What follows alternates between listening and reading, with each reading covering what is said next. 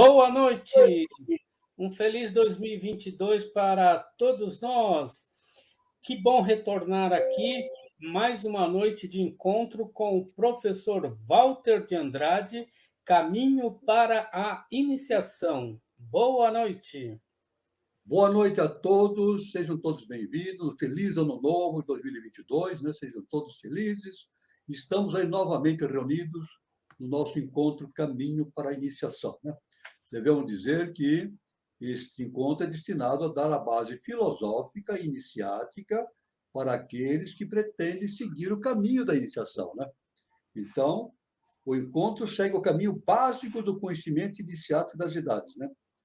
A base é a doutrina secreta de Helena Blavatsky e da Sociedade Brasileira de Obiose, através do professor Henrique José de Souza, com todos os ensinamentos de todos os grandes estruturas da humanidade, através dos tempos e de todas as civilizações. Como o próprio nome diz, o encontro é o caminho para a iniciação. Aí tem o caminho da iniciação. Então, quem quiser seguir o caminho da iniciação, então tem que se filiar a uma escola iniciática, né? Tem que se filiar a uma escola iniciática, né? E existem várias escolas iniciáticas, a pessoa pode escolher. Mas nós sugerimos que as pessoas façam o seu processo de iniciação justamente na Sociedade Brasileira de Obiose. Por quê?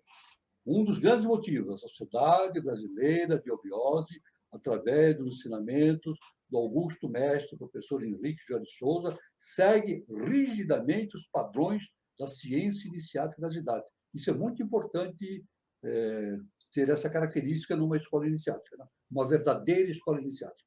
Agora, as pessoas vão perguntar como é que eu posso me filiar, começar o meu curso, né? Meus estudos na Sociedade Brasileira de Obiose.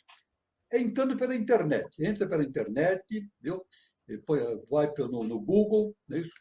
põe no Google Sociedade Brasileira de Obiose, ou então pode pôr assim, diretamente no Google www.eubiose.org.br. É facinho, facinho.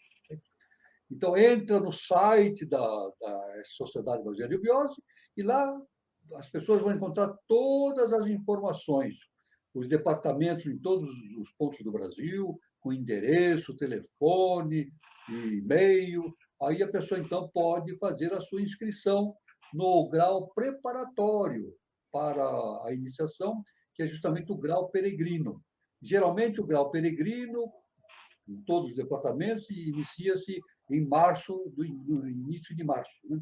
Então, todos podem fazer os seus contatos, fazer a sua inscrição, aí estão habilitados a seguir o caminho da iniciação, né? Da iniciação. E a pessoa faz o primeiro grau, que é o grau peregrino, depois faz mais 4 graus iniciáticos sequenciais, fazendo 5 graus. Depois desse 5º grau terminado, então, a pessoa pode fazer parte definitivamente da Sociedade Brasileira de Obiose. Isso inclui participar de reuniões, participar das atividades todas, ler os ensinamentos, as revelações do nosso Augusto Mestre, o professor Henrique de Souza, participar das ritualísticas, etc, etc. Então, isso aí é o caminho muito importante de como deve se fazer para este caminhar, né? Eu quero também aproveitar para lembrar este livro lançado em 2020, Aurora dos Deuses no Braço de Ório, também é um livro que eu lancei e que tem muitos fundamentos a respeito do caminho para a iniciação, não é isso? E na vinheta desse programa tem todas as informações de como adquirir esse livro, né? Então, o encontro visa também proporcionar informações adicionais àquele participante que já esteja no caminho da iniciação e possibilita a possibilidade de repensar tudo aquilo que foi aprendido e receber indicações para novas reflexões a respeito da sabedoria iniciática das idades. Isso é muito importante. Outra finalidade é propiciar a reflexão a respeito do movimento evolutivo que a humanidade está vivenciando neste início do século XXI e início da Era de Aquários. Então, a Era de Aquários, como o nosso mestre indicou, denominado também Era de Maitreya. e é um ciclo que vai se estender por 1000 anos. No ano 3005 haverá uma apoteose justamente do desenvolvimento da quinta raça mãe ariana, né? Então, aí com os fundamentos já bastante solidificados da sinarquia e da evolução espiritual da humanidade, né? Então, para aqueles que já se encontram no caminho da iniciação, também o encontro visa trazer para a reflexão o que podemos fazer e realizar para nos elevarmos a um padrão vibracional e evolutivo condizente com aquilo que a lei justa e perfeita planejou para ser desenvolvido pela humanidade no terceiro milênio e era de Aquário. Muito bem. Então, nós vamos continuar os nossos estudos aqui, né? Nossos estudos. Nós estamos aqui, o nosso estudo sempre baseado nos ensinamentos de Helena Petrovna Blavatsky e o professor Henrique de Souza.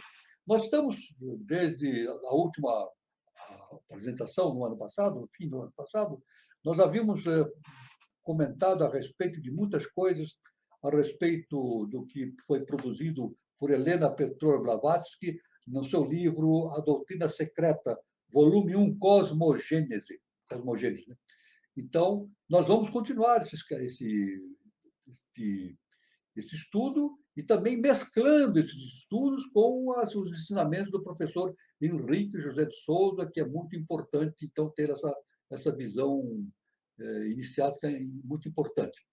Devemos dizer que o professor Henrique José de Souza deu uma definição para a eubiose bastante importante.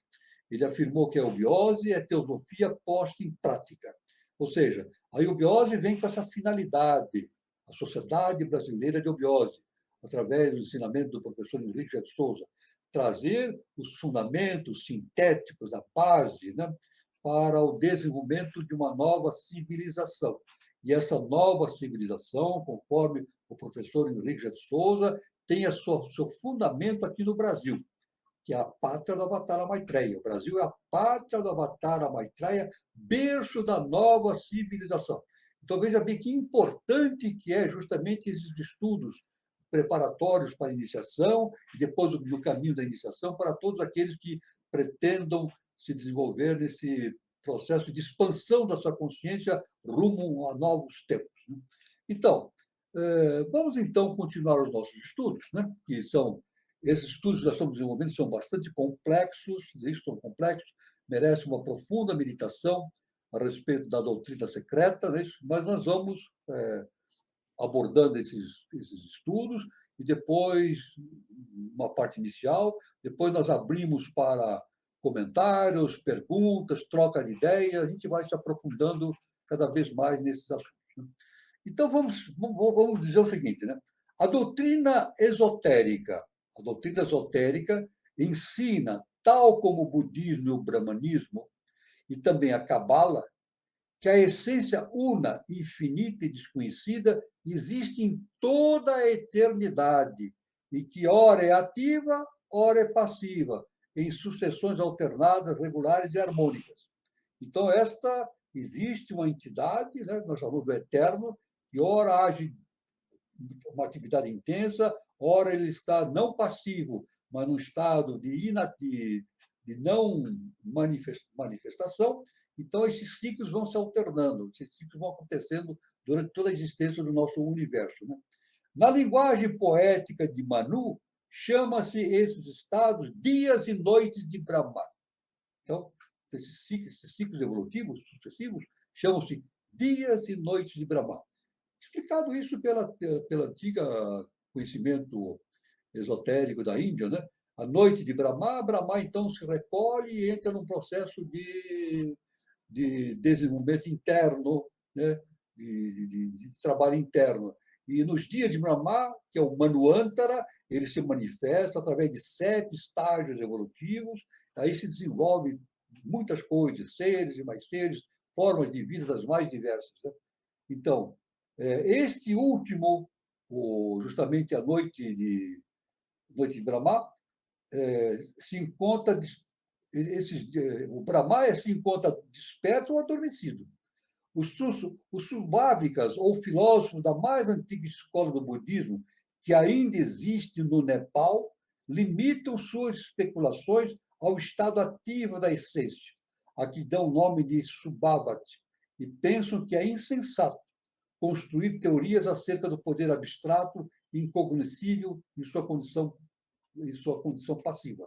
Isso significa o seguinte: é impossível a gente entender o estado do imanifestado. Né? Tanto que, pela doutrina secreta, HPB diz que o imanifestado, o eterno na sua parte manifestada, essa essência é incognoscível, é inabordável, né? É incompreensível, não dá para entender. Daí os serem chamados ateus pelos teólogos cristãos e pelos sábios modernos, incapazes uns e outros de compreender a lógica profunda daquela filosofia antiga, da antiga Índia. Né? Os teólogos não querem admitir outro Deus, senão o que personifica as potências secundárias que deram forma ao universo visível, aquele que passou a ser o Deus antropomórfico dos cristãos, o Jeová masculino, bramindo no meio dos trovões e dos raios. Então, veja bem, pela nossa visão, né, humana, nós temos uma visão, claro, compatível com o nosso estado de entendimento. Né? Então, é claro que então deram a Deus sempre uma forma visível de manifestação, no qual eles se chamam de Jeová. Inclusive, o Jeová tem uma atitude masculina. Né? Então, por sua vez, a ciência racionalista considera os budistas e os subávicas como os positivistas das idades arcaicas. Positivistas, ou seja, aqueles que, de maneira muito firme, né, muito concreta, tentam entender as coisas. Né? Se olharmos a filosofia desses últimos em apenas um de seus aspectos, poderão os nossos materialistas ter razão à sua maneira. Sustenta os budistas que não há um criador, mas uma infinidade de potências criadoras que formam em seu conjunto a substância una e eterna, cuja essência é inescrutável e, por conseguinte, não é suscetível de qualquer especulação por parte de um verdadeiro filósofo. Estou repetindo, o eterno, na sua parte manifestada, não é possível de ser observado, entendido, e imaginado, é impossível. Né? Sócrates recusava-se invariavelmente a discutir sobre o mistério universal. O nosso grande filósofo grego, né, na antiguidade grega, né, ele invariavelmente se recusava a discutir sobre o mistério universal. E nem por isso ocorreu a ninguém acusá-lo de ateísmo, exceto aqueles que desejavam sua morte. Aí sim. Ao iniciar-se um período de atividade, diz a doutrina secreta, dá-se uma expansão daquela essência divina, né? De fora para dentro e de dentro para fora, em virtude da lei eterna e imutável. E o universo fenomenal ou visível é o resultado último da longa cadeia de forças cósmicas, postas assim em movimento progressivo. Então, do imanifestado surge justamente o universo manifestado. Nós podemos entender que, mesmo o universo manifestado, nós temos uma profunda dificuldade de entendê-lo, né? Através dos nossos recursos científicos, principalmente. Né? Existe uma progressão de estudos na parte filosófica, né? A doutrina secreta, dos estudos dos ensinamentos vindos dos mundos internos a respeito desses assuntos. Aí há um clareamento desses conhecimentos de uma forma mais evidente. Mas realmente é muito difícil esse entendimento. Do mesmo modo, quando sobrevém a condição passiva, efetua-se a contração da essência divina. E a obra anterior da criação se desfaz gradualmente e progressivamente. O universo visível se desintegra e os seus materiais se dispersam e somente as trevas solitárias se estendem uma vez mais sobre a face do abismo. É interessante que quando se fala trevas, a volta às trevas não significa escuridão. Quando o próprio Moisés diz que no início era tudo trevas, na verdade, a treva significa a não existência da polaridade, ou seja, a polaridade ela está resumida no equilíbrio entre os fatos que não são opostos, mas sim complementares. Então, existe um equilíbrio. Isso é chamado de trevas. É justamente no estado em que a divindade se acha no estado de total, não inatividade, um total estado de não manifestação. Para usar uma metáfora dos livros secretos, que tornará ainda mais clara a ideia, uma inspiração da essência desconhecida produz o mundo, e uma inspiração o faz desaparecer. Então, é como respirar. Né? Os dias e noites de Brasmar é como respirar, né? O inspirar e o expirar. Assim, universos e universos vão sendo formados, recolhidos à sua forma original, e tudo vai se processando dentro de um ritmo progressivo. É claro que tudo isso está realizando um processo evolutivo universal. É muito difícil esse entendimento, né? Mas a doutrina secreta de Blavatsky, do professor Henrique de Souza, através dos seus ensinamentos pela eubiose, trazem profundos conhecimentos a respeito de toda essa visão universal, e nós podemos, então, começar a entender, não entender completamente, começar um trabalho de entendimento desses mistérios através de um processo muito importante, que é justamente o autoconhecimento. Isso é muito importante. Nós não vamos conhecer nada através da palavra que entra por nossos ouvidos simplesmente. Não. Nós vamos entender através daquela voz interna que existe dentro de nós mesmos, o nosso Deus interno. É por isso que fala-se do autoconhecimento, a iniciação. A iniciação é o início da ação. A iniciação, o início da ação, significa o início do processo em que nós desenvolvemos em nós para fazermos o entendimento das coisas dentro de nós mesmos. Está tudo dentro de nós. Isso. É um processo que se observa por toda a eternidade. Esse processo de expansão e depois de retroação do universo, né? E o nosso atual universo não representa senão um dos termos da série infinita, que não teve princípio nem terá fim. Então, nós temos o nosso universo, é isso? E o nosso universo é realmente apenas uma fase desse desenvolvimento. Sempre lembrando que, dentro do conhecimento de Helena Blavatsky, dentro do conhecimento da biose, quando nós falamos de universo, nós nos referimos ao nosso sistema solar, porque o universo, no sentido amplo, então é muito mais difícil de se entender, né? Porque são universos e mais universos. Aliás, hoje, a própria ciência, né, pela física quântica, por uma nova visão de entendimento da ciência, é admitido que não existe um universo só, mas muitos universos. Então, não é um universo, mas um multiverso. São bolhas, universos e mais universos. Mas, especificamente, para que todos fiquem sabendo, isso é muito importante esse detalhe, quando na doutrina secreta fala-se de universo, refere-se ao nosso sistema solar. Ou seja, o que é nosso sistema solar? O Sol e os 7 planetas que ao seu redor giram. Né? E nem todos os planetas também. Né? Por exemplo, Urano, Netuno e Plutão, veja bem, olha que interessante. Urano, Netuno e Plutão, apesar de girar ao redor do Sol, não pertencem ao nosso sistema, nosso universo. Mas como não pertence ao nosso universo, ao nosso sistema solar? Não pertence ao nosso sistema solar evolutivo, não é isso? Ao nosso processo do quarto sistema evolutivo, nosso sistema solar. Não pertence. Mas esses planetas, no futuro, comporão novos universos. Não é isso? Esses universos eles se estendem, depois se encolhem, aparecem, desaparecem na forma manifestativa e de imanifestado, e originando uma sequência infindável de universos sem princípio nem fim. Né? O trecho que nós apresentamos, essas ideias que nós apresentamos, até onde for possível, dentro da obra de HPB, é bem explicado pela autora, né? E pelo professor Henrique de Souza.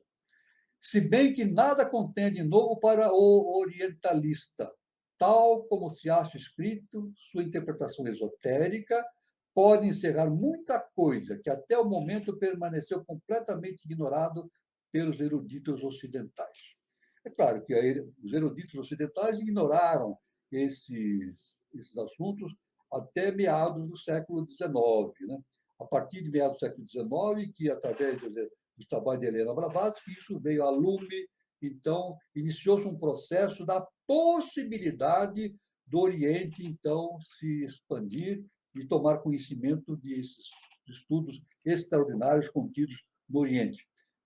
Sempre lembrando também que, através dos ensinamentos do nosso professor Henrique José de Souza, esses ensinamentos do Oriente fazem parte de um processo já ultrapassado.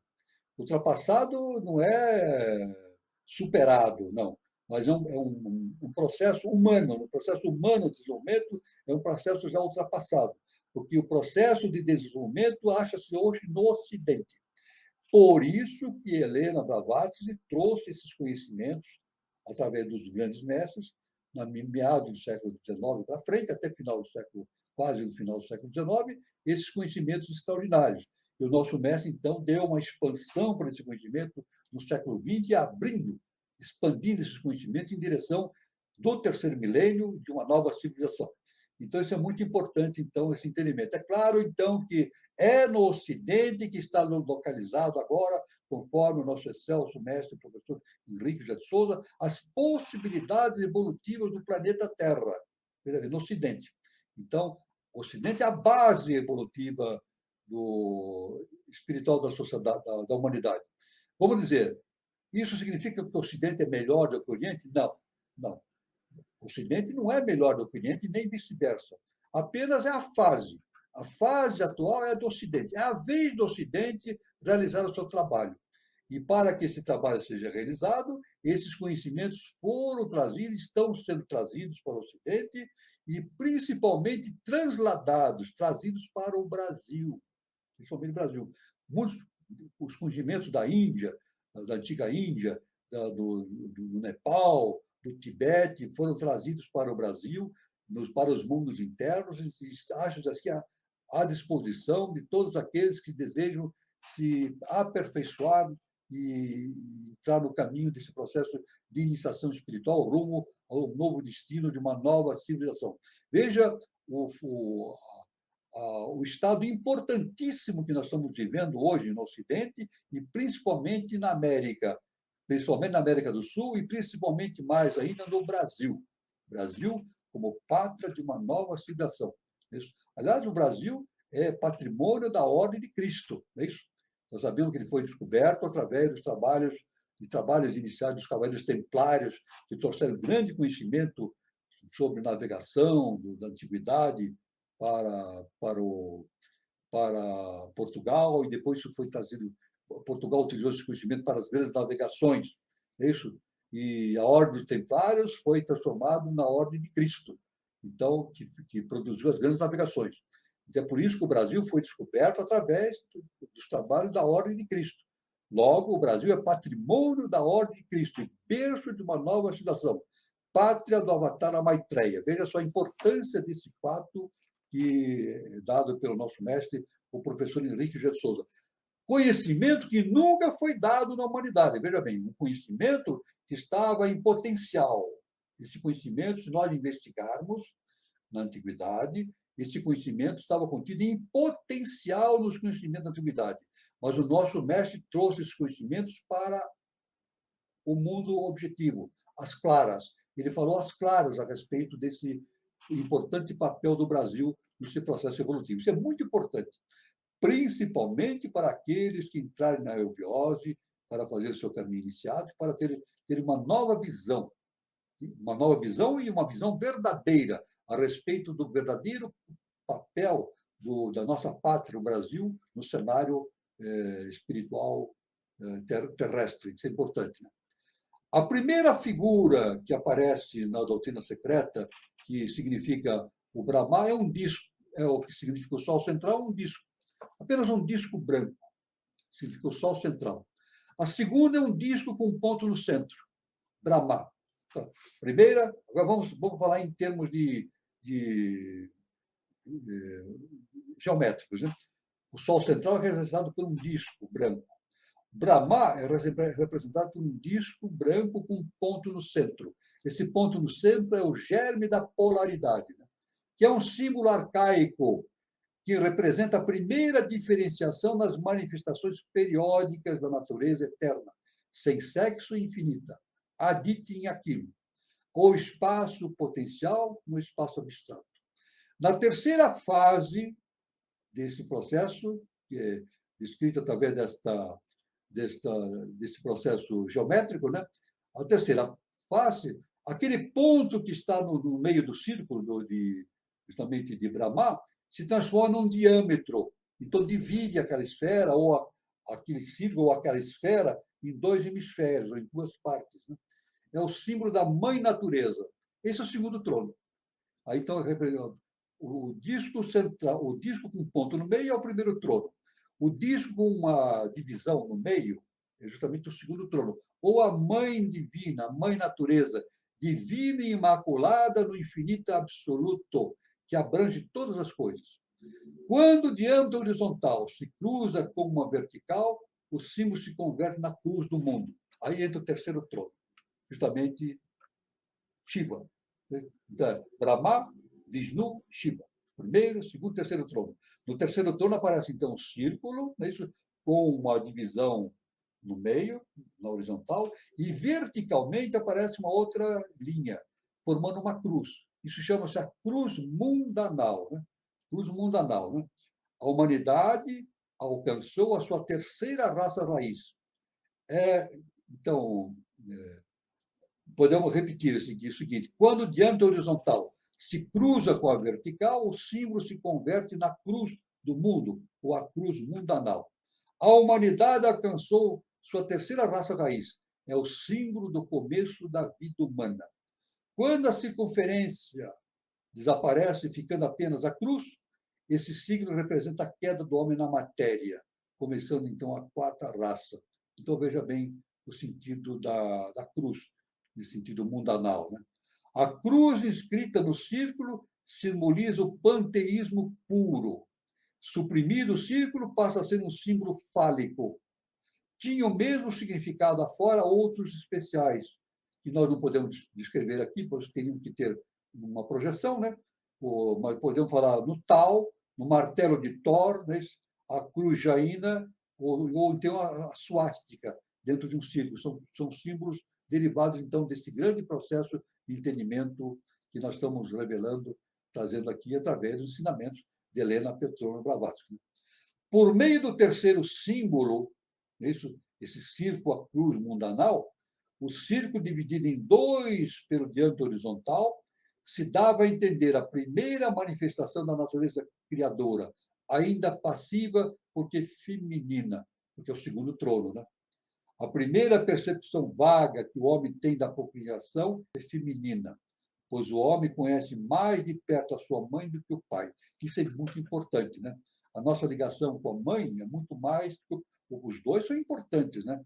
Mas a nossa ligação mais afetiva, mais próxima, é com a nossa mãe, né? E isso está relacionado com o segundo trono, a mãe divina. Isso, que é justamente aquela que protege, que acalenta, que amamenta, que sustenta, mantém. Né? Isso é o processo da maternidade, é o símbolo cósmico da maternidade, justamente que provém da mãe divina. Né? As divindades femininas eram, por isso, mais sagradas que as masculinas. As divindades femininas eram mais sagradas que as femininas. Tanto que, nos grandes templos da antiguidade, sempre quem coordenava o interior do templo era uma sacerdotisa, cuidando do fogo sagrado. E até hoje, na eubiose também, é dado o fogo sagrado é mantido justamente por uma sacerdotisa. É assim que acontece desde tempos muito remotos, justamente representante a mãe divina, né? Mantendo o fogo sagrado. A natureza, portanto, é feminina e até certo ponto objetiva e tangível.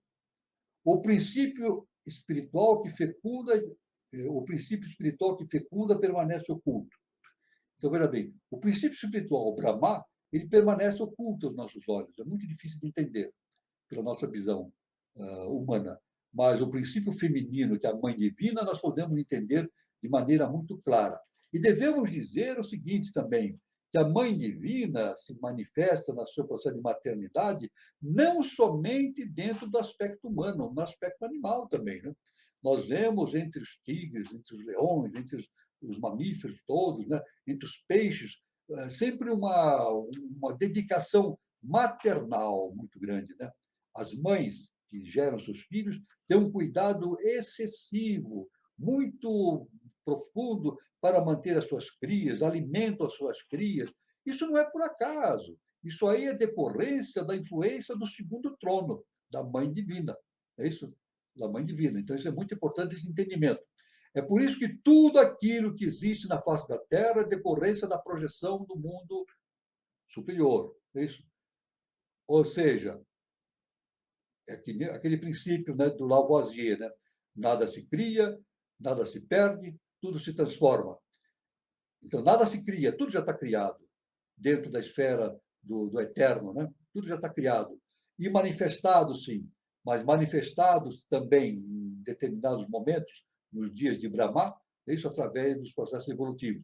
Quer dizer, tudo isso são conhecimentos tão profundos, não são tão fáceis de ser entendidos, é necessário muita meditação para que a nossa interioridade, a nossa parte interna, se adeque a esse conhecimento profundo. A ciência nem pensar, a ciência ainda está, infelizmente, longe desse entendimento dessa relação entre o profano e o sagrado, né? Uma relação que existe inevitável entre o profano e o sagrado. Tudo aquilo que existe de profano na face da Terra é projeção daquilo que existe de sagrado no mundo superior. Tudo isso é muito importante, esse entendimento. Né? Então, antes de nós continuarmos as nossas novas observações, que já foram iniciais aqui no nosso encontro de hoje, eu vou passar a palavra ao nosso irmão Carlos para ele fazer os seus comentários, para enriquecer o assunto, e depois continuarmos, então, com esse assunto, trazendo os nossos irmãos para o debate. Né? Então, professor, a gente viaja, à medida que o senhor vai colocando as coisas, a gente vai viajando. E realmente é muito difícil de compreender, porque, como o senhor disse no começo, são vários universos dentro de vários universos.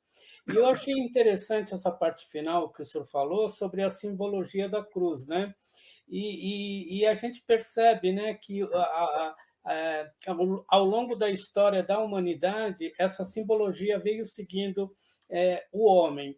E aproveitando daí esse gancho, a crucificação de Cristo encerra um pouco essa simbologia e a gente entra em algo mais transcendental, como a estrela de 5 pontas?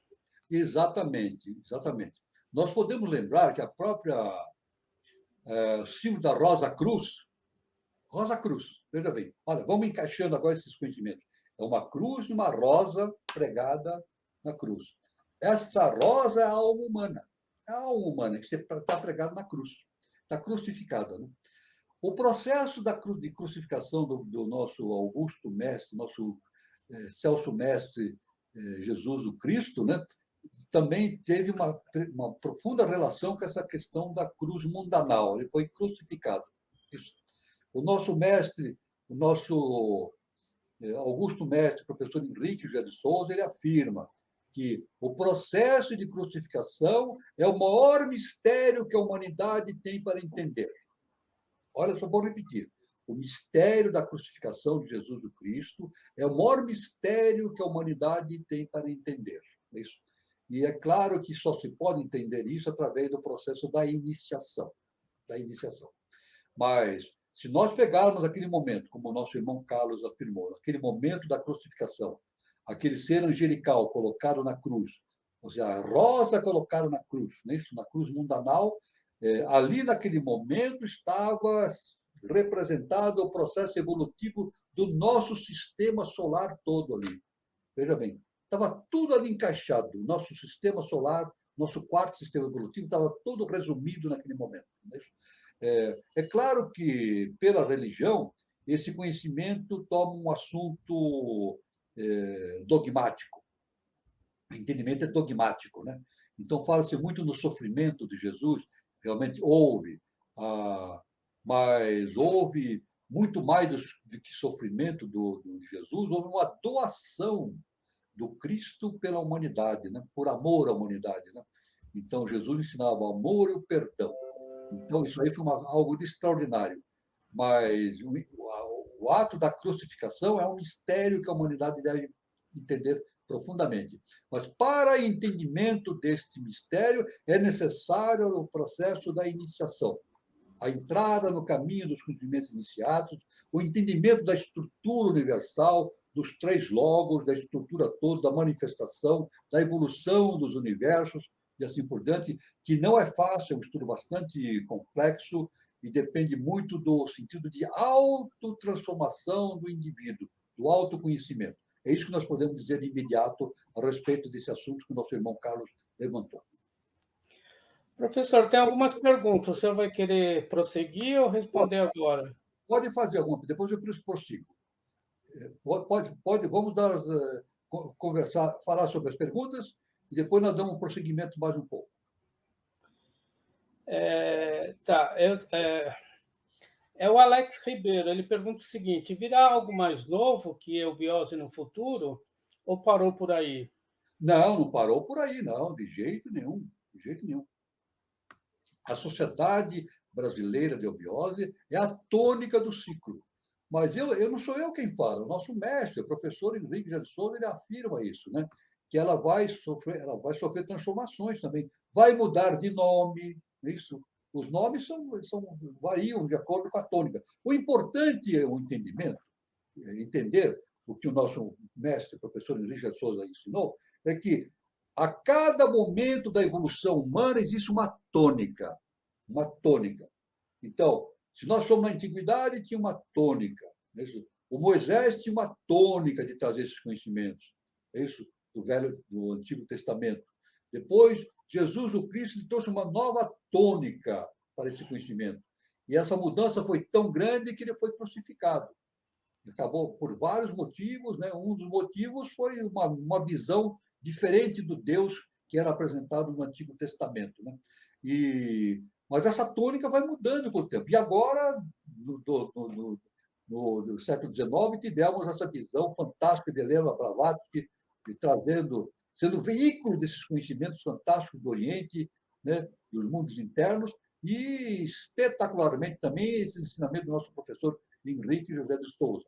É claro que todos esses ensinamentos que vêm através dos tempos, dessas tônicas, acabam virando religião, né? E, inevitavelmente, acabam virando dogmas, não? Então, o dogma não é bom, né? O dogma é apenas um caminho. O dogma é um caminho, mas nós temos que, além do dogma, entender as coisas. Mas nós temos, então, muitas religiões aconteceram na face da Terra, mas o nosso mestre indica, o nosso mestre, professor Henrique José de Souza, ele indica que as religiões desaparecerão. Aliás, já foram julgadas. A tendência é o desaparecimento de todas as religiões. E vai apenas permanecer um culto apenas vai ser mantido na face da terra. É o culto a Melquisedeque. Pronto, aí já está. Então, à medida que a humanidade vai evoluindo, vai ficando somente o culto a Melquisedeque, a grande fraternidade branca. Então, todos aqueles, através do processo evolutivo, vão entendendo esses processos, essas questões dos dogmas, se libertando de todas aquelas amarras que o prendem aos dogmas e vão entendendo que existe um rei do mundo chamado Melquisedeque. Aliás, não é novidade, já está na Bíblia, né? Isso, Abraão falou com Melquisedeque, isso Moisés fala, Abraão falando com Melquisedeque, e Paulo de Tarso também cita Melquisedeque, e as escolas iniciáticas falam em Melquisedeque também. Então, futuro, todo o processo iniciático vai se transformando. E, no final, num grande processo evolutivo transcendental, vai haver também apenas um culto, o culto a Melquisedeque, que é o rei do mundo. Então, tudo vai se equalizar e vai haver um conhecimento único de todas as consciências que estiver adequada a este patamar evolutivo necessário para a humanidade. É claro que, nesse momento, nós podemos até imaginar que a sociedade deverá ter dado um salto extraordinário no seu processo evolutivo e estará iniciando já, com bastante firmeza, o processo da sinarquia na face da Terra. E, com certeza, o início de uma nova civilização para projetando para frente, como o nosso mestre diz, depois de 3005, mais 10 mil anos de grande processo de transformação, isso é infinito, né? vai entendendo para o infinito. Somente o eterno sabe o limite desse processo evolutivo. Nós desconhecemos, mas é claro que nós temos a possibilidade de entendimento através do processo do autoaperfeiçoamento, do autoconhecimento, através da iniciação. O professor Júlio Teixeira coloca o seguinte: impossível conhecer para Brahma. É muito complicado, né, professor? Será que quando a humanidade desenvolver o estado da intuição, será que a gente vai conseguir compreender tudo isso? Na verdade, veja bem, o nosso irmão Júlio, né?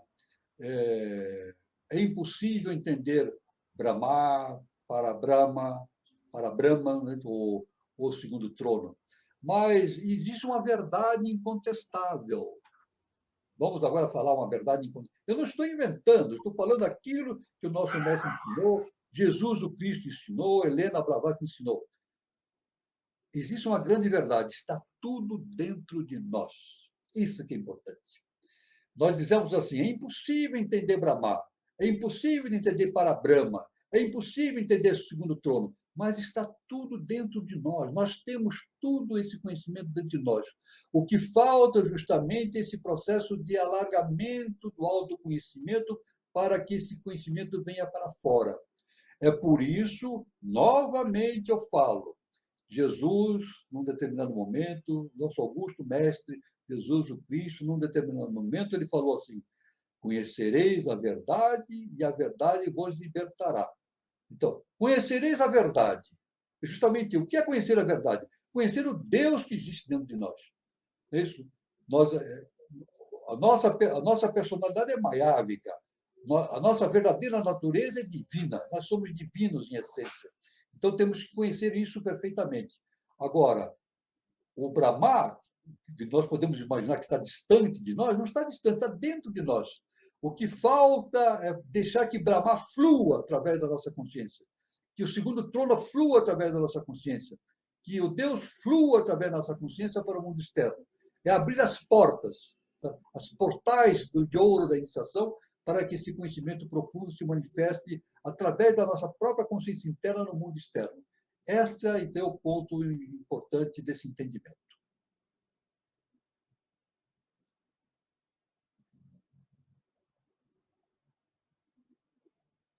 Professor, foi mais ou menos o que o Júlio Teixeira quis colocar aqui: conhecer a base e depois as ramificações do que quer que seja, de dentro para fora e de fora para dentro, independentemente de instituições, mas cuidado com a fonte, né?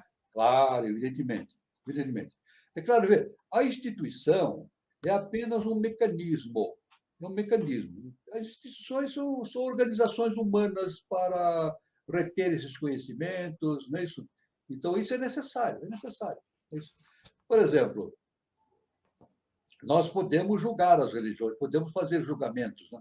E nós não devemos julgar ninguém, porque nós não temos a capacidade de julgar. Jesus até fala isso, não julgue para não ser julgado, né? Mas nós podemos ter ideias a respeito das religiões das mais diversificadas, né? E ideias positivas, ideias negativas, mas o que quer que seja que nós pensemos a respeito das religiões, de forma positiva ou negativa, nós podemos dizer que elas são necessárias. As religiões são necessárias. No momento que elas não forem mais necessárias, elas simplesmente desaparecem do plano objetivo, né? por não serem mais necessárias. Mas deixam de ser necessários quando que o autoconhecimento floresce no ser humano. O autoconhecimento. Então, realmente, as instituições são organizações humanas. Veja bem, a instituição não é uma organização divina, é uma projeção da divindade, porque nada ocorre que não venha da divindade. Mas a instituição é uma organização humana, toda instituição, toda. E toda instituição tem falhas, tem defeitos, tem limitações. Não é isso? Nós podemos encontrar fatos positivos, negativos, em qualquer tipo de instituição, qualquer tipo de instituição. Mas, por isso que o nosso Augusto, o nosso Júlio Teixeira, ele falou, independente das instituições. É claro, nós devemos ir passo a passo, suplantando as instituições, não é isso? Deixando de ser apenas objetos das instituições para sermos portadores da verdade eterna que existe dentro de nós. Não é verdade? Então, aí, a grande verdade está dentro de nós. Agora, a instituição é necessária. A instituição é necessária, né? As religiões têm falhas. As religiões, qualquer religião, não só no Ocidente, no Oriente também. As religiões, no Egito, as religiões sempre tiveram falhas, né, humanas, mas são falhas humanas. Né? Mas na medida em que o conhecimento humano vai se autoafirmando através da iniciação, então a instituição vai deixando de ser necessária, porque aí então passa a haver uma conexão entre a mente das pessoas e essa união entre a mente das pessoas se faz através do amor universal. Pronto. Este é o grande elo. O grande elo que existe entre as consciências é o amor universal pregado pelos grandes mestres, principalmente pelo excelso Senhor, nosso Senhor Jesus o Cristo, né? O amor universal, que une todas as pessoas independentemente de qualquer coisa. Independentemente de qualquer coisa. Tudo bem? Então, isso é muito importante nesse entendimento. Mas é claro que no decorrer histórico, progressivo, evolutivo da humanidade, as instituições vão ocorrendo, vão se transformando, vão se burilando, e no final, como diz o nosso mestre Henrique de Souza, esse, nosso excelso mestre, as instituições, no final vai existir somente um conhecimento profundo, que é justamente o culto ao rei Melquisedeque, o rei do mundo. É isso? Então, estaremos todos que estão no processo evolutivo terrestre estarão sintonizados, estarão coesos dentro da grande fraternidade branca. É isso? Aí, então, justamente dentro do conhecimento do rei do mundo, né? Melquisedeque. Isso é muito importante, esse entendimento. Ô, professor, o Alex Ribeiro pergunta o seguinte: a sinarquia não seria ainda uma oitava da eubiose? O próprio professor falava em sinarquia de futuro, não daquela época onde estava falando, senão seria como os católicos dizem, o catolicismo. Bom, nós podemos dizer, nós podemos dizer o seguinte: quando vai existir a sinarquia, né? Uma oitava coisa, podemos dizer uma oitava coisa, porque tudo evolui por 7 estágios de consciência. É isso? Tudo evolui através de 7 estágios de consciência. Nós temos 7 chakras, né? E tudo evolui para uma oitava coisa, uma consciência superior. Uma consciência superior, né? Que nos eleva em direção de Melquisedeque. Né? É claro que a sinarquia ela vai existir não como uma decorrência de um decreto ou de uma imposição política, uma imposição regimental, que seja, não. A sinarquia vai acontecer quando todos tiverem dentro de si uma mentalidade sinárquica, né? Agora, o que é ter uma mentalidade sinárquica? Basicamente é o seguinte: o amor e o perdão. Pronto. Sem isso não é possível. Sem esses dois fundamentos indicados não só por Jesus o Cristo, nosso mestre Henrique de Souza fala isso repetidas vezes, o amor e o perdão. Todos os grandes mestres falam sobre isso. Né? O amor e o perdão é justamente a base da sinarquia. Sem amor não há condições de se fazer coisa, de nada de definitivo, de excelso na face da Terra. Então, falando-se assim, a sinarquia é uma oitava da eubiose, podemos dizer que a sinarquia é uma oitava coisa do processo evolutivo humano, né?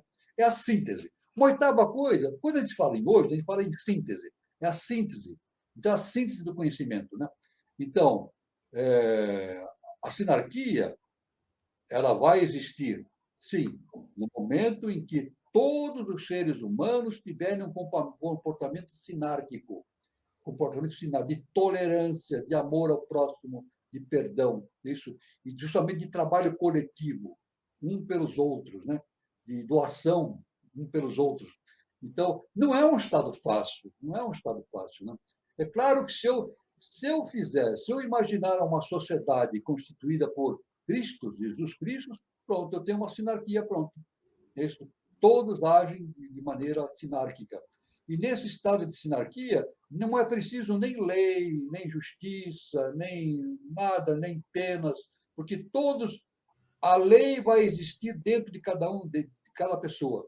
A lei vai estar dentro de cada pessoa. Cada pessoa vai saber exatamente o que fazer na hora certa, o seu compromisso com o seu próximo, com a comunidade e assim por diante. Então, é um processo de autoconhecimento. O processo sinárquico é um processo de autoconhecimento.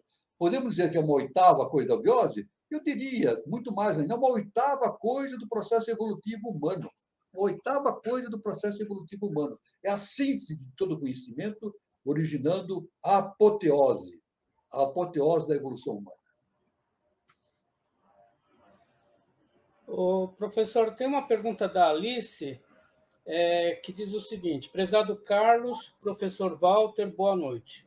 Estamos atravessando momentos bastante desafiadores para a realização de intensas mudanças já em curso. O que nos orienta em relação à nossa atitude e postura, professor, diante destes momentos tão delicados? Bom, eu tenho que responder. A resposta que eu posso dar, eu vou seguir a orientação do nosso querido mestre, o professor Henrique de Souza. Né? Eu poderia dar muitas explicações, né? Podia tentar dar muitas explicações a respeito de muitas coisas, né? Tentar explicar isso ou aquilo, né? Mas seria uma audácia minha tentar explicar algo que está além do meu entendimento, não é isso? E justamente isso que está, as coisas que acontecem no mundo atual, e é um processo de transformação muito, muito dura, muito intensa no mundo, né?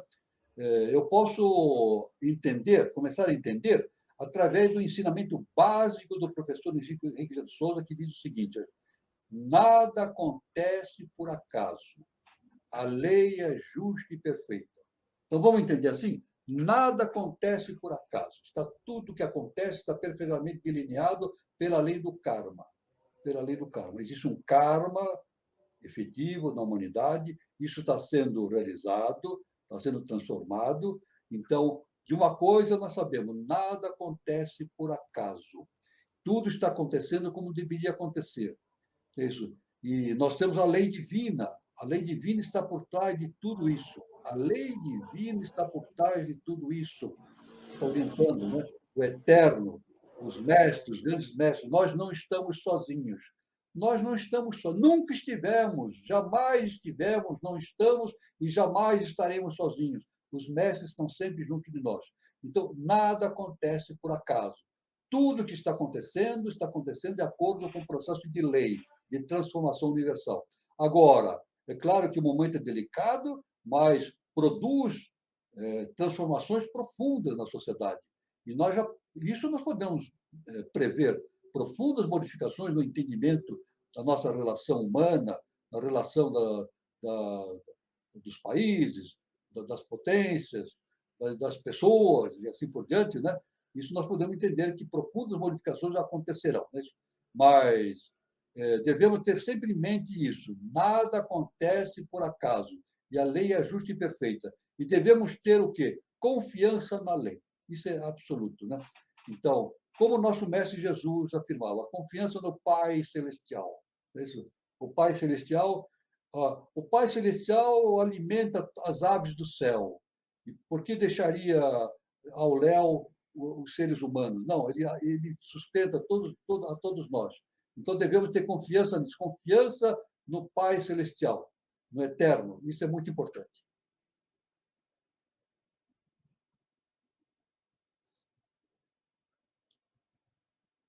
O Alex Ribeiro, da Ordem Sinárquica, pergunta o seguinte: Ouvi dizer por uma pessoa da série interna que o nosso amado mestre JHS temia que até o ano 2000 eubiose se torne tradição, religião. Por que essa preocupação dele e se é verdade? Essa preocupação do mestre faz parte da história da humanidade. Faz parte da história da humanidade.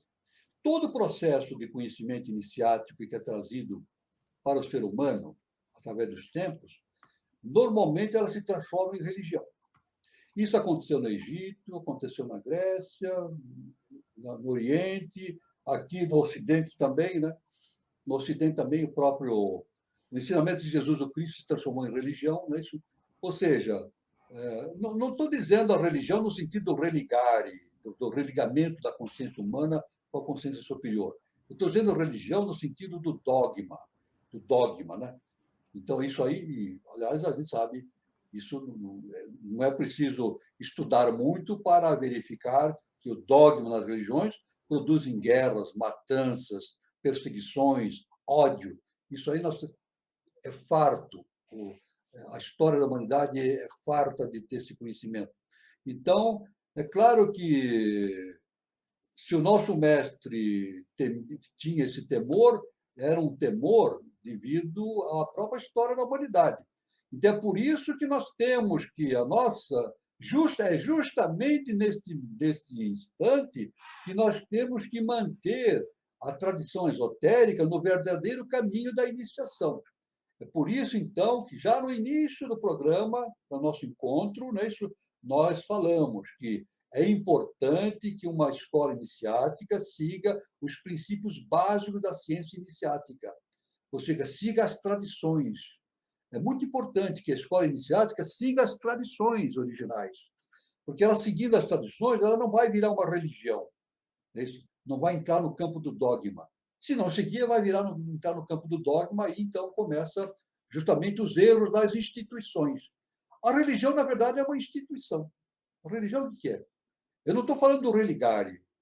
Eu não estou falando do religare, do latim, que o religare quer dizer religamento com a religião, tem sentido religare. Religar a nossa consciência com a consciência superior. Estou fazendo da religião no sentido profano.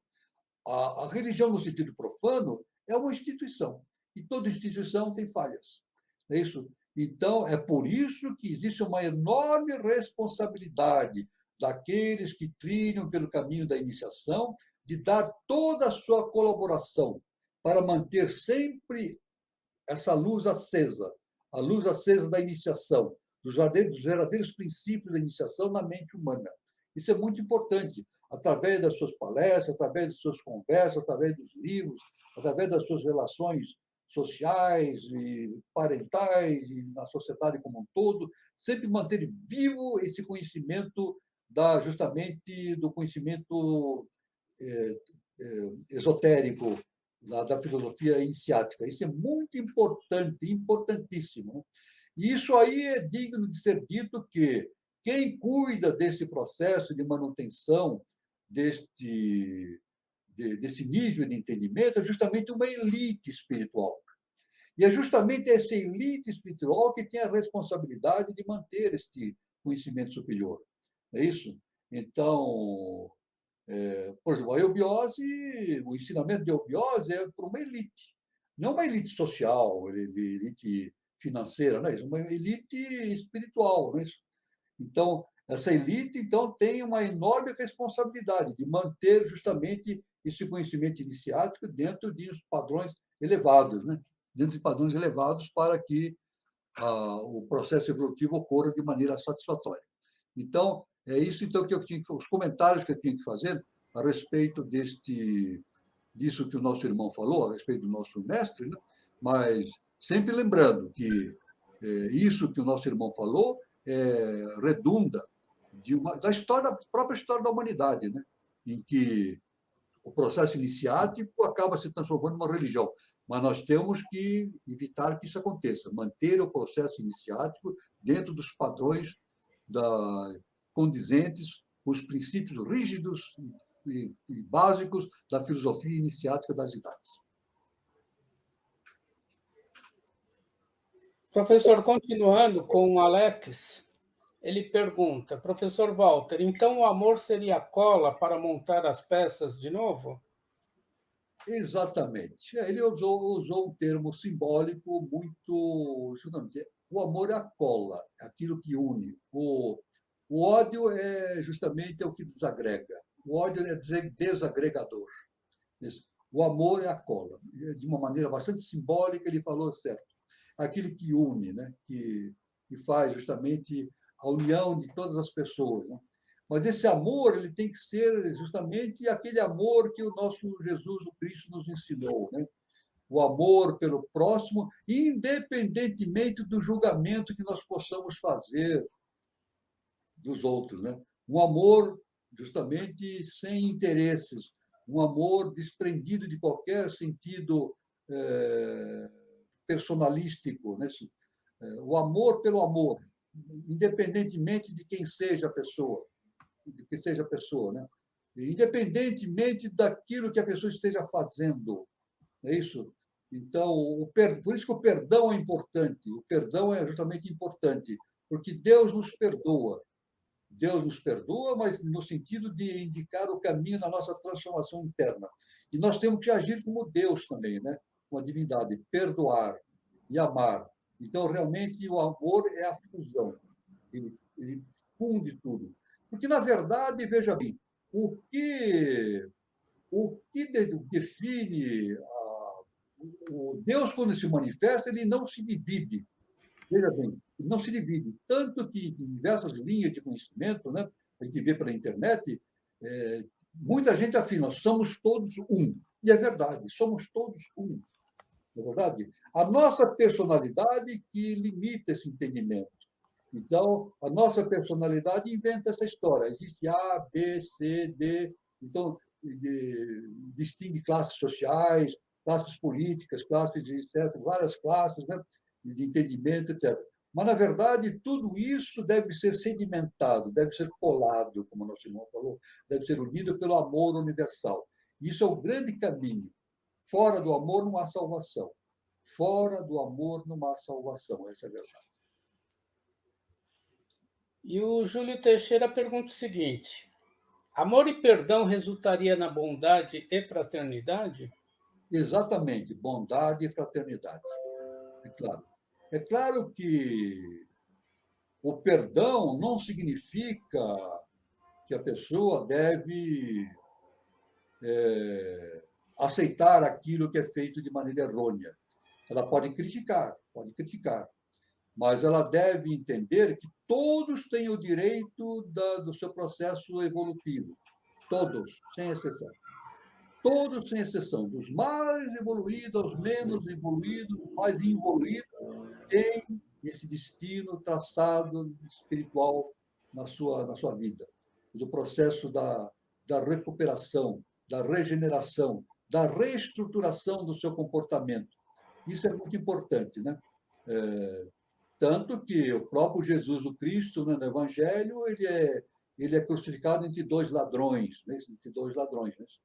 Então, um dos, um dos ladrões, não é isso? Olha, um dos ladrões, isso está no Evangelho, né? Vamos contar uma historinha, né? Uma historinha não, uma história extraordinária, né? Um dos ladrões falou para Jesus: mestre, se o senhor é realmente representante de Deus, salva-nos da cruz, tira-nos da cruz. Né? Um deles falou. O outro ladrão, que era tão ladrão quanto aquele outro, falou assim: mestre, quando o senhor estiver nos céus, lembre-se de mim. Não é verdade? Então, Jesus falou para ele, está no Evangelho: estareis comigo ainda hoje nos céus. É isso? Então, os dois são dois ladrões, mas tinham comportamentos diferentes.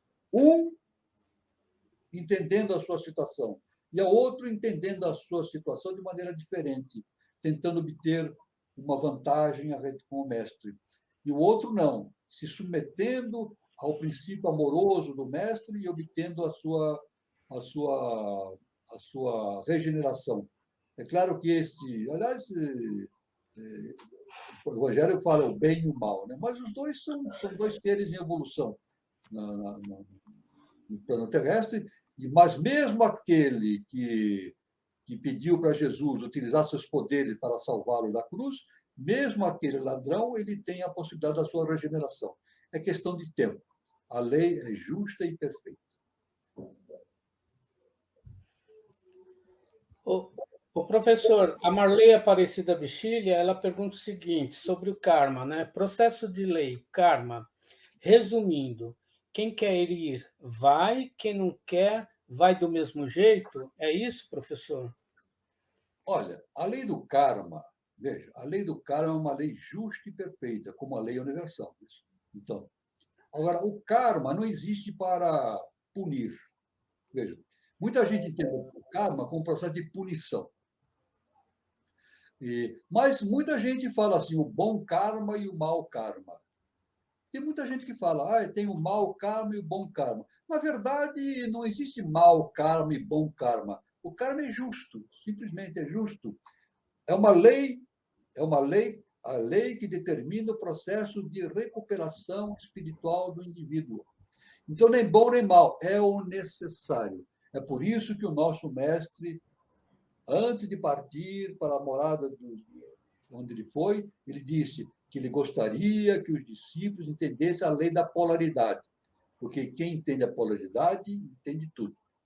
Então a lei do karma não é uma lei, não trabalha com o bem e com o mal, mau karma e bom karma, é o necessário.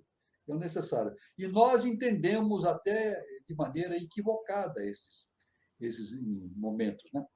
Por quê? Porque muitas vezes aquilo que nós imaginamos como vantagens que nós temos na vida, a gente diz assim, puxa, eu tive uma sorte, né? Olha que bom karma que eu tive, o meu bom karma, eu ganhei 200 milhões de reais no sorteio da loteria, né? Ganhei 200 milhões de reais, que sorte, que bom karma que eu tive. Veja só a relatividade.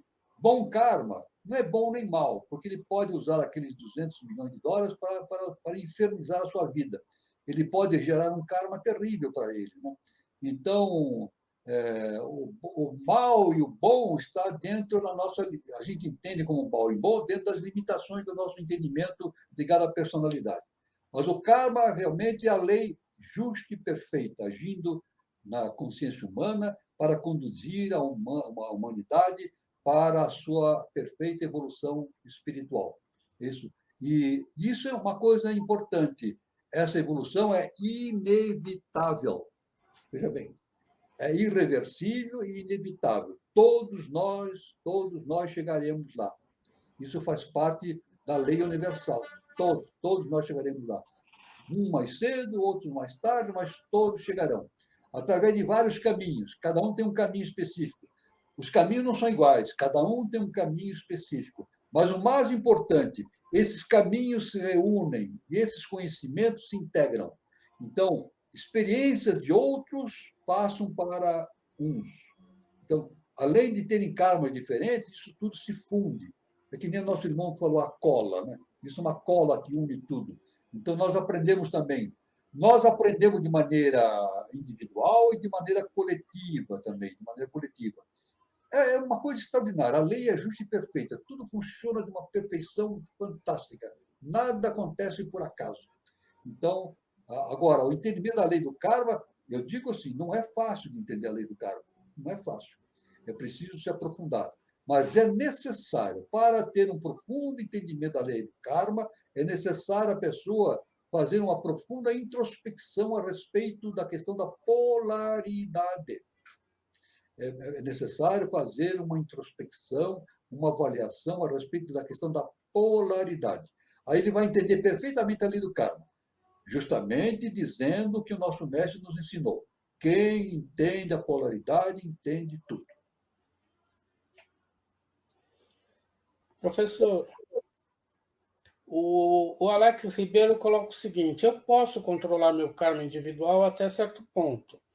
Há coisas que posso reverter, mas karma nenhum não posso tornar realidade, porque não se há o livre-arbítrio. Não, todo karma é passível de transformação. Isso aí não tem dúvida. Não há nenhum karma que não haja transformação. Isso é o processo da iniciação, né? O processo da transformação interna. O processo da transformação interna, ele vai transformando o karma do indivíduo. É isso. Ele transforma o karma do indivíduo. Né? O karma é um processo educativo. Um processo educativo. Né?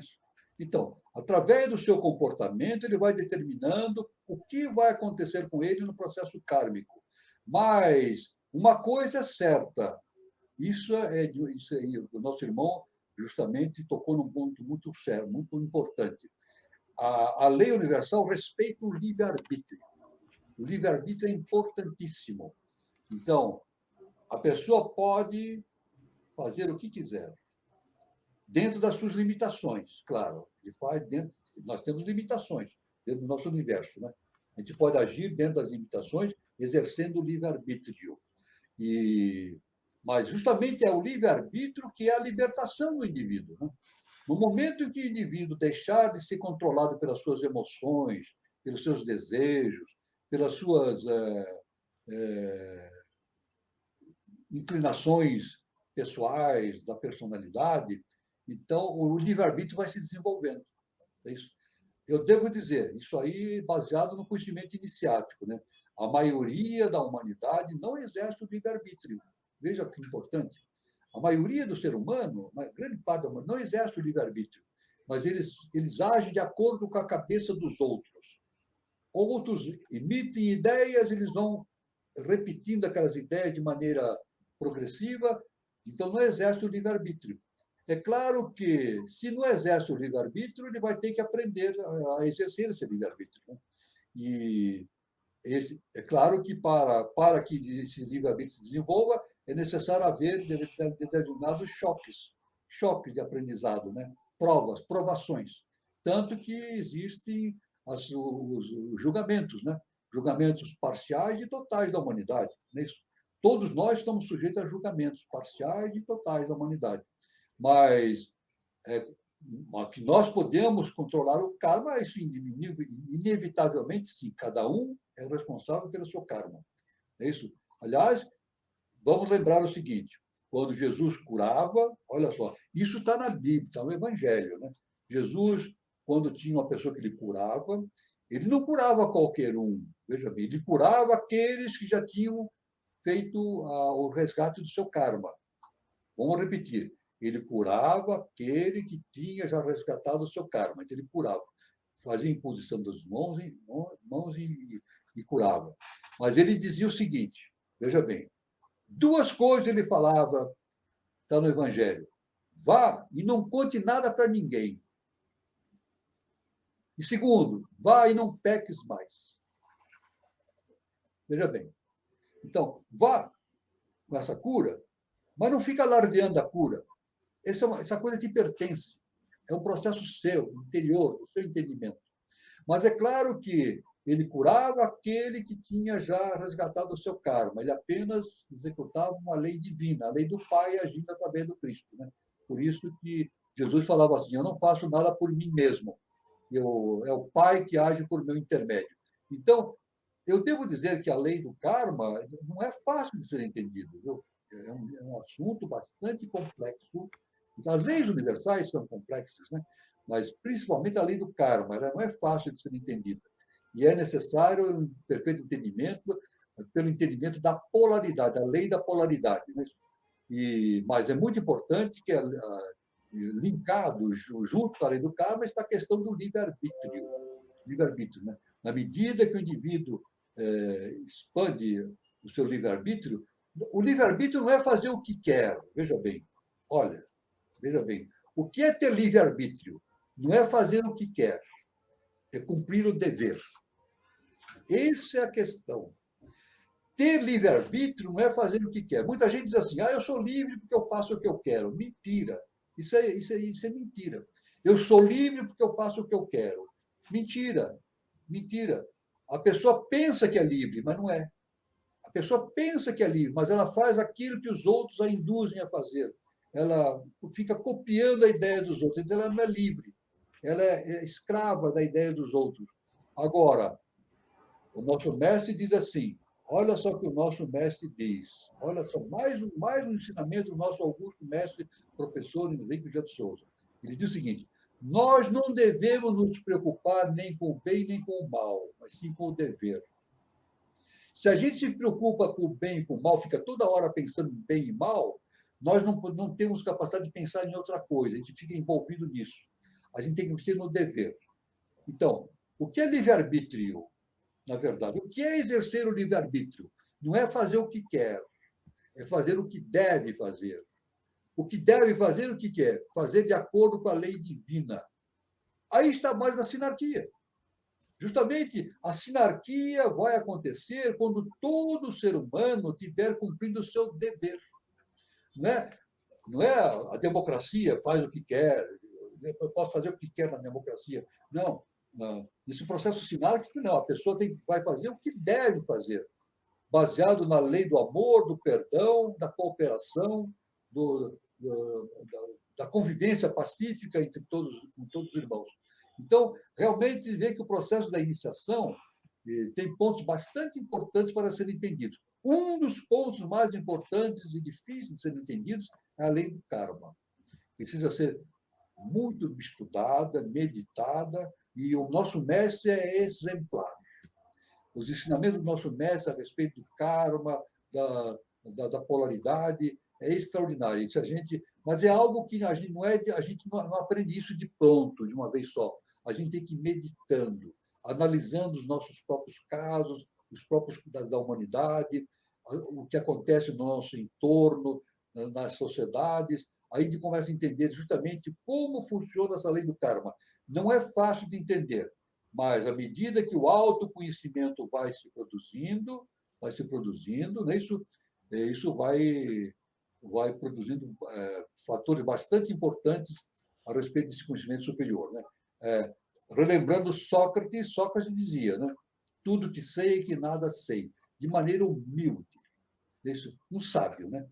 O maior sábio da Grécia, né? Com certeza, né? Talvez com certeza, o maior sábio que a Grécia teve. Ele dizia: tudo que sei é que nada sei, a sua humildade diante do conhecimento universal. É isso? Mas é claro que quando o indivíduo diz que ele nada sabe, ele está a caminho da sabedoria. Quando ele diz que sabe tudo, quando o indivíduo diz assim, eu sei tudo, eu conheço, eu faço, então, o mundo está cheio de gente assim. O mundo está cheio de gente que tem solução para tudo, não é isso? Inclusive na política. A política está cheia de gente assim. O que mais tem na política é gente assim. Tem solução para tudo, tem o método exato, ele que sabe fazer as coisas, só ele. Isso chama-se ignorância. Ignorância. Esse tipo de política chama-se ignorância. Na verdade, a sabedoria é como Sócrates falava: tudo que sei é que nada sei, porque a coisa é muito difícil de entender. Mas uma coisa importante, isso passando por Sócrates também, esse conhecimento superior se dá através do entendimento interno, do autoconhecimento. Aí então o indivíduo se liberta. Se liberta de quem? De si mesmo. Muito bom, professor. A Alice ela agradece a resposta da pergunta, professor, mas na verdade ela perguntava o seguinte: qual a nossa responsabilidade diante de tudo isso que está acontecendo aí, professor? Como que a gente tem que qual a nossa responsabilidade como iniciado no mundo de hoje em relação a tudo isso? Nós temos responsabilidade total. A nossa responsabilidade é total. A evolução humana não é uma evolução individual, simplesmente, é uma evolução coletiva. Nós evoluímos coletivamente. Então, a nossa responsabilidade, vamos dizer o seguinte: toda vez que um ser humano evolui, a humanidade evolui um pouco. Vou repetir. Toda vez que o indivíduo evolui um pouquinho que seja, a humanidade evolui um pouco. Ele contribui com essa evolução da humanidade. É isso? Então, quando ele evolui um pouco mais, ele vai constituindo, vai se integrando dentro dessa elite espiritual que eu já citei. É isso? Então, essa elite espiritual que tem a responsabilidade de conduzir, que dar o norte, dar a condução da humanidade nos seus caminhos evolutivos. É isso? E isso só se faz através do autoconhecimento, da iniciação. É verdade? Então, a nossa responsabilidade é muito grande. Né? Nós podemos dizer assim: o que eu faço não tem importância para no conjunto, não, tem enorme importância. Tudo que nós fazemos, por menor que seja, pesa no futuro da humanidade, pesa no karma da humanidade. Por isso que existe o karma coletivo, existe o karma individual, o karma coletivo também, né? Então, tudo isso pesa. Então, cada coisinha que nós fazemos é importante para a nossa evolução e para a evolução da humanidade, porque o processo é coletivo. O processo é individual, através do autoconhecimento, mas tem esse sentido coletivo também. Isso é muito importante.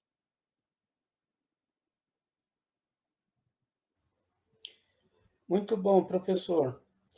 O Celso Maia pergunta o seguinte, professor: se tudo que existe é decorrência da projeção feita pelas forças superiores, qual seria o correto entendimento do que é tudo? E como devemos colocar toda a desgraça humana nesse tudo? Veja bem, Carlos, o Celso. Celso, tudo que existe é decorrência da projeção feita pelas forças superiores. Qual seria o correto entendimento de que é tudo e como devemos colocar toda a desgraça humana nesse tudo? Bom, veja bem, isso é um dos ensinamentos da doutrina secreta e também da eubiose, né? A projeção da consciência superior para o mundo inferior. Esse é um mistério do universo. Veja. O grande mistério da humanidade é entender a crucificação. E o grande mistério do universo nosso é entender o processo da manifestação. Esse é o grande mistério. Isso é dito na própria doutrina secreta, a HPB nos afirma isso. Né? O grande mistério é justamente entender o mistério da manifestação.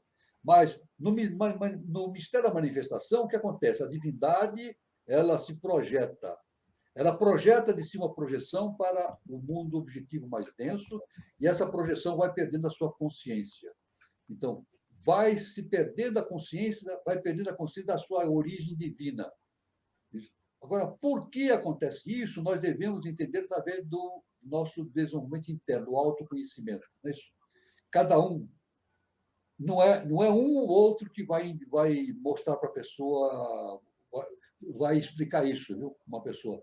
Nenhum mestre, nenhum ser de evolução vai ensinar para um ser comum a esse respeito. É esse ser comum que tem que entender, através do autoconhecimento, da sua iniciação, da sua reflexão interna, toda essa questão. Então, o processo é esse: há uma projeção da divindade, e a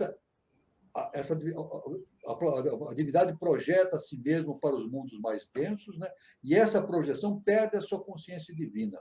Mas esse é o grande mistério. Eu não vou tentar explicar isso para vocês, porque a própria HPB diz que é o grande mistério do nosso universo. Mas esse é o processo. As coisas funcionam dessa maneira. Há uma projeção dessa consciência das mônadas. As mônadas não descem, elas projetam consciência, fazem projeção das suas consciências para o mundo inferior, mas essas consciências, quando atingem o mundo mais denso, perdem a sua consciência divina. E o processo do retorno à divindade ocorre através do autoconhecimento.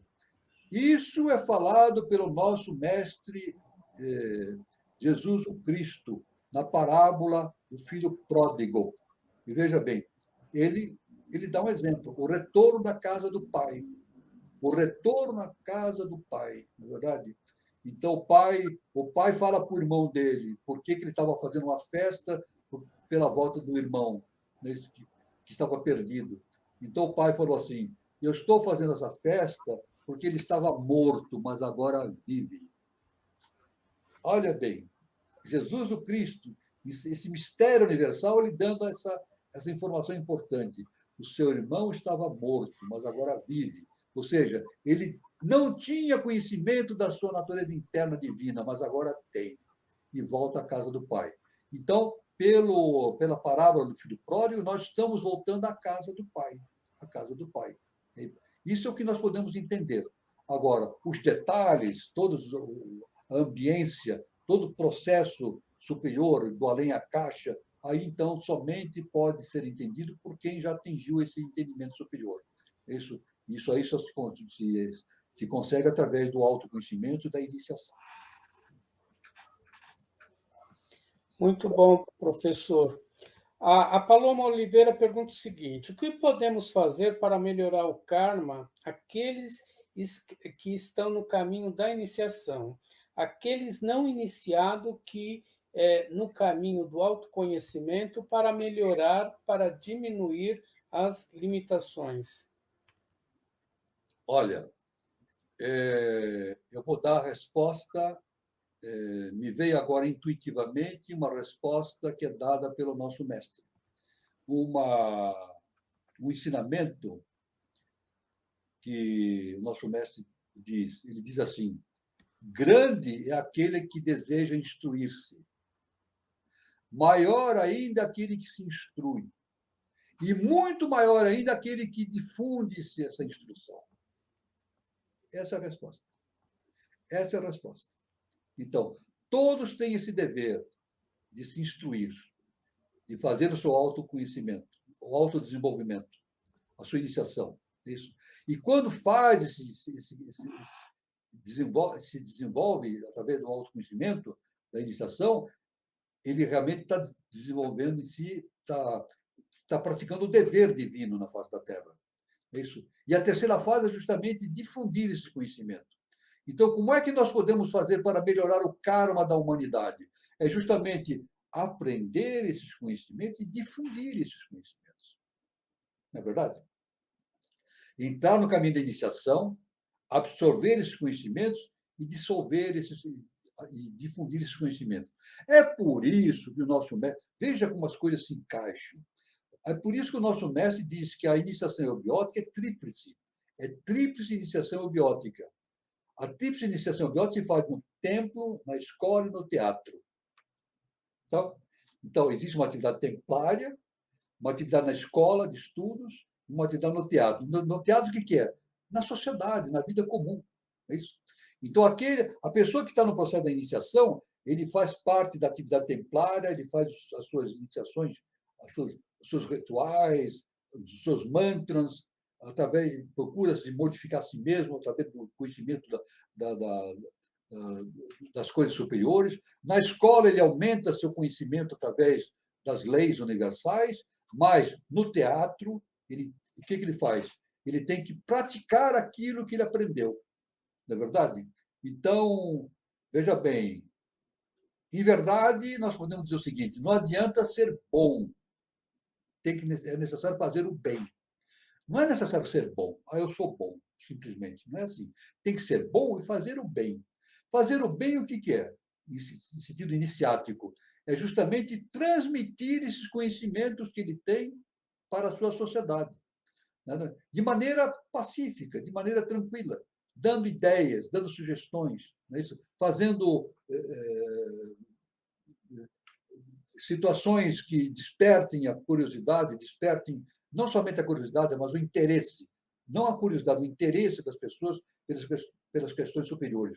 Então, aquele que está no caminho da iniciação, ele tem essa profunda responsabilidade, que é cósmica, de entender as coisas, a responsabilidade de querer aprender as coisas, a responsabilidade de estar entendendo as coisas e a enorme responsabilidade de passar esse conhecimento para frente. Isso aí faz com que a sua atuação no teatro ou dentro da sociedade produza a evolução da humanidade. Quanto mais gente estiver fazendo isso, mais rápido se torna a evolução da humanidade. Então, é por isso que nós entendemos que uma elite espiritual é muito importante para a sociedade. Uma elite espiritual jogando ideias evolutivas, cósmicas, de amor, fraternidade, de evolutivas, para que todos, à medida das suas possibilidades, aprendam esses conhecimentos e vão produzindo as suas transformações internas.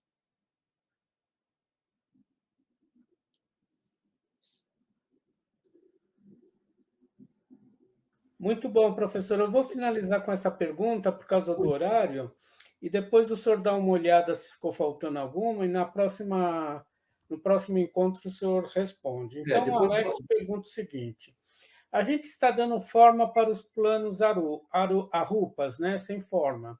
Se sim, como e por qual mecanismo? Qual veículo? Então, veja bem, existe o rúpico e o arrúpico, né? O arrúpico, justamente, é uma parte do universo onde a forma objetiva não é tão expressiva como nós vemos no mundo objetivo. E a forma rúpica é o que nós vivemos aqui no mundo externo, né? O mundo mineral, vegetal, animal e assim por diante, né? Então, é claro que a forma rúpica, ela tem, o nosso irmão põe aí um mecanismo, veículo. Essa é a chave. A chave para a resposta, a chave da resposta está na própria pergunta. Como e por qual mecanismo? Veículo. Então, eu posso dizer o seguinte: na forma rúpica, no mundo das formas, nós temos que ser veículos da consciência superior. Isso é importante. Eu falei que a pessoa age no tempo, age na escola e age no teatro. A pessoa tem a vontade de estudar, depois estuda e depois ensina. É isso. No momento em que ela aprende esses mecanismos, ela se torna veículo da consciência superior. É isso. E é isso que nós temos que ser. É isso que nós temos que ser, veículos da consciência superior para a transformação de toda a humanidade, né? E não é somente nós, todos os mestres são veículos. A HPB foi veículo, o nosso mestre foi veículo, Jesus o Cristo foi veículo, tanto que Jesus falava, Jesus o Cristo falou e falava sempre, não sou eu quem faz, é o Pai que faz por meu intermédio. Então, a forma rúpica, no mundo rúpico onde nós vivemos, nós temos que ir evoluindo e sermos veículos da consciência superior, cada vez mais. Isso é muito importante, sermos veículos. Então, na verdade, a resposta à pergunta do nosso irmão está contida nesse última palavra que ele citou na pergunta, né?